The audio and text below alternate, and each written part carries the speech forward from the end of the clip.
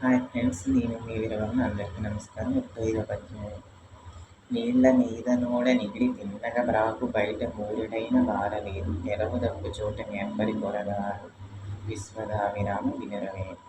భావం ఏమిటంటే, నీటి మీద ఓడ సులభంగా ప్రయాణం చేయను, నేలపై మూరెడైనను ముందుకు పోదు.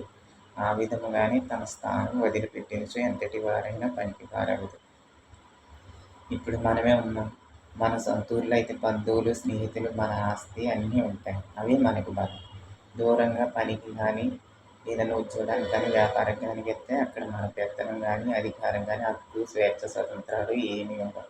అక్కడ ఏం చేసినా, ఏం జరిగినా మనకు అడిగేవాడు, చేసేవాడు ఎవరూ ఉండరు అని భావం. కాబట్టి మనం ఉన్న చోటనే మనం అన్నీ సంపాదించుకొని అక్కడే బతికి చూపించాలి. అంతేగాని దూరంగా వెళ్ళి బతికిన వాళ్ళు ఎటువంటి ప్రయోజనం ఉండదు.